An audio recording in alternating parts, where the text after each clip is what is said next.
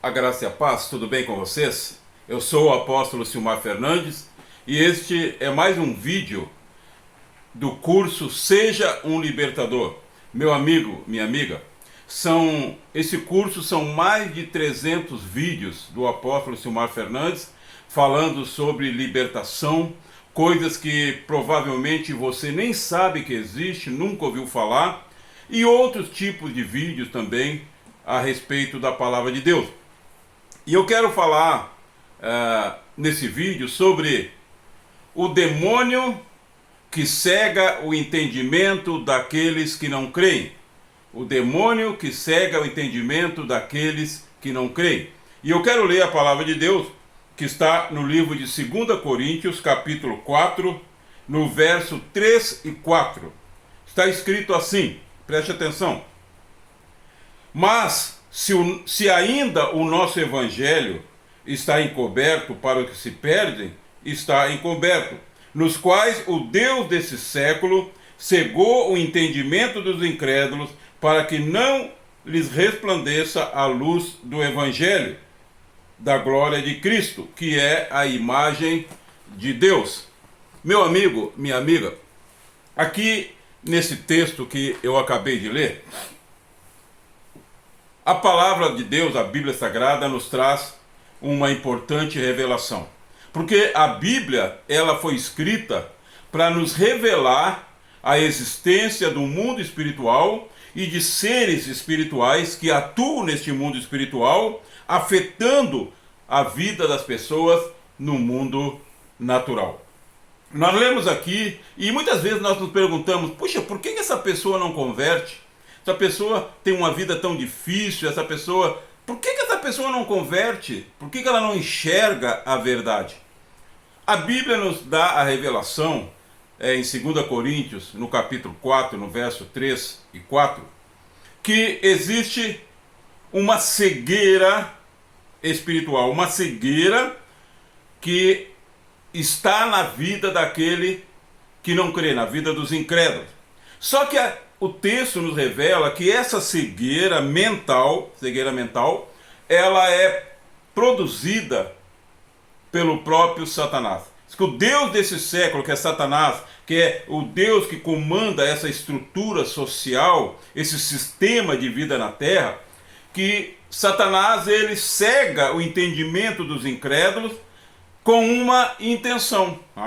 Então, claro que Satanás, nós sabemos, ele tem milhares de demônios no seu exército, que eram anjos que foram expulsos do céu juntamente com Satanás. A terça parte dos anjos são milhares e milhares e milhares. E Satanás, ele designou, então, muitos anjos para atuar nesta área de cegar as pessoas mentalmente. Qual é a finalidade disso? É que para que não resplandeça a luz do evangelho de Cristo. Porque Satanás sabe que se uma pessoa entender, passar a entender, compreender e crer na palavra de Deus, ele perde todo o domínio sobre esta pessoa. Então ele não quer que resplandeça a luz do evangelho, ele cega o entendimento das pessoas, ele age na mente das pessoas. Isto é, ele incapacita as pessoas de avaliar aquilo que é certo ou errado. No livro de Provérbios, preste atenção, no capítulo 14, no verso 4, diz assim: existem caminhos que ao homem parecem retos, mas que na verdade são caminhos de morte. Então existem caminhos que parecem que não, está tudo certo, é isso aí mesmo, mas na verdade a Bíblia diz que aqueles caminhos estão levando a pessoa para a morte. Por que que as pessoas não conseguem entender que aquele caminho está levando para a morte? Porque há uma ação de demônios na mente da pessoa, para que ela não venha a compreender, não venha a resplandecer a luz. Luz é entendimento, luz é esclarecimento. Trevas é escuridão, escuridão mental. A pessoa está numa escuridão mental, ela não consegue compreender, ela vê, age, mas não compreende se aquilo é certo ou errado. E luz é esclarecimento. Então o evangelho é luz, por isso que a Bíblia diz que Deus é luz. Quando Deus ele entra na vida de uma pessoa, no entendimento, no coração de uma pessoa, é como se a luz começasse a brilhar e ela começa a enxergar tudo nitidamente. Então há uma ação de demônios. Eu lembro, há 35 anos ou mais, eu era adepto da feitiçaria. E eu tinha uma tia que era uma mãe de santo muito famosa aqui em Porto Alegre. E eu estava sempre na casa dela. Estava sempre ali na casa dela. E eu via muito das coisas que ela fazia, muitos trabalhos. Eu via provas de santo que eram feitas nos quartos, que as pessoas não podem ver. Mas eu era da casa e eu era parente e eu via tudo aquilo.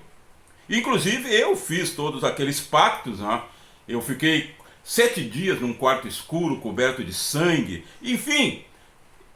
E eu vendo aquelas coisas, vendo aqueles trabalhos, quantas vezes eu vi minha tia atender pessoas que iam ali pedir para fazer um trabalho, para fazer o mal para uma outra pessoa. Mulheres que iam ali porque queriam tirar o marido de outra, enfim, pessoas que iam ali que queriam prejudicar alguém no trabalho. E eu via aqueles trabalhos sendo feitos, né? E mesmo vendo aquilo, e vendo que muito daquele trabalho era realizado para fazer o mal para alguém, eu não conseguia entender, mesmo vendo aquilo, eu não conseguia entender que Deus não podia estar naquilo. Como é que Deus ia estar naquilo que é o mal? A Bíblia diz que Deus não pode ser tentado pelo mal. Ninguém consegue fazer Deus fazer o mal. Deus é bom, Deus é amor, Deus é reto, Deus é justiça. Mas mesmo eu vendo aquilo, participando daquilo, eu não conseguia avaliar. Por quê? Porque havia uma ação de demônios na minha mente que cegava o meu entendimento. E isso só teve fim quando Jesus, né, entrou no meu caminho, quando eu comecei a ouvir a palavra de Deus, e a palavra de Deus é luz. A luz começou a entrar na minha mente e aquela ação de demônios, aquela cegueira espiritual, começou a dar lugar a uma luz, a um entendimento da verdade. Então, há uma cegueira espiritual na vida das pessoas. Talvez você pergunta, puxa, por que o meu marido não converte? Por que ele não entende? Por que o meu filho não entende que essa vida que ele leva é errada? Por que ele não entende que isso aí não está certo? Por quê? Por quê? Por quê? Por quê? Por quê? Por quê? Por quê? Por quê? A gente pergunta. 2 Coríntios 4,4 nos responde. É porque há uma ação de demônios na mente dessas pessoas, cegando o entendimento delas, incapacitando elas de compreender a verdade. Então Jesus, ele veio ao mundo para destruir as obras de Satanás. Então o que pode acabar com essa cegueira espiritual é a palavra de Deus, é a oração. Meu amigo, minha amiga, não adianta você ficar brigando com esse teu parente que não crê. Não adianta você estar brigando com teu filho, brigando com tua esposa, com teu esposo. Não adianta. A palavra diz que não é por força nem por violência, é pelo Espírito de Deus. Vá para a oração, começa a clamar, sabe? Vai para a batalha espiritual, começa a repreender esse demônio de cegueira. Começa a repreender esse demônio na vida dessas pessoas. Começa a dizer, Satanás, solta a vida do meu marido, solta a vida dos meus filhos, solta a vida dos meus parentes, solta, solta, solta em nome de Jesus. Começa a fazer uma batalha espiritual. E quando você menos esperar, você vai ver que algo aconteceu, que o milagre aconteceu, que a luz brilhou, que o entendimento veio a essa pessoa pela qual você lutava espiritualmente. Então, meu amigo, minha amiga, o mundo espiritual é real. Infelizmente, eu não estou aqui criticando igreja nenhuma. Ai de mim, quem sou eu para criticar alguém? Mas, infelizmente, muitos crentes, eles vivem dentro das igrejas como se o diabo não existisse. Né? Como se não houvesse uma luta espiritual. A vez que o diabo ele é nosso adversário, é nosso, meu adversário, teu adversário. Ele luta contra mim e luta contra você. Por isso Deus nos capacitou, nos deu capacidade, nos deu ferramentas, instrumentos para nós resistirmos a esse ataque. A armadura de Deus. Então não viva o evangelho, meu amigo, minha amiga, como se você estivesse num parque de diversão. Ah, eu gosto de ir na igreja porque eu gosto de louvar, eu gosto de ir na igreja porque tem muitas pessoas conhecidas lá, e lá é um lugar bonito, um lugar de paz. E é verdade, a igreja é um lugar de paz, porque ali está a presença de Deus. Mas você tem que entender que existe uma luta espiritual. Existe uma luta espiritual, nós estamos envolvidos numa luta. Por isso que a Bíblia usa termos de guerra. Ele diz: a vossa luta não é contra sangue nem contra carne. Nossa luta não é contra seres humanos, a Bíblia diz em Efésios. A nossa luta são contra os principados, contra as potestades, contra os dominadores deste mundo tenebroso. Essa é a nossa luta. E eles lutam contra nós também. Eles não podem nos tocar, porque aquele que nasceu de Deus, a Bíblia diz, o maligno não pode tocar. Mas ele toca naqueles que não converteram, cegando o entendimento deles. Mas nós, como igreja, temos poder para acabar com essa cegueira. Jesus disse que se 2 ou 3 sobre a terra orarem a respeito de qualquer coisa, o Pai que está no céu atenderá. Então há um poder na igreja. A igreja é poder. Poder para enfrentar as trevas. A igreja tem que enfrentar as trevas. O verdadeiro evangelho é pregar a palavra, libertar os cativos, é curar os enfermos. Esse é o verdadeiro evangelho. O evangelho não pode ser pregado, ser vivido pela metade. Ah, não, a minha igreja é do louvor. Amém, glória a Deus. O nosso Deus, ele é digno de ser louvado, ele é digno de ser adorado. Mas a igreja, ela não pode viver só do louvor. Não pode ser uma igreja do louvor. Ah, a minha igreja é a igreja de libertação. Bom, a tua igreja não pode ser só de libertação. Ah, não, o meu ministério é um ministério de cura. Se o teu ministério é só um ministério de cura, ele está pela metade. Porque o evangelho é pregar, o evangelho é pregar, o mistério do evangelho é pregar, o mistério do evangelho é curar, o mistério do evangelho é libertar. E Jesus nos deu ferramenta para nós cumprirmos essas 3 tarefas: pregar a palavra, libertar os cativos e curar os enfermos. Amém?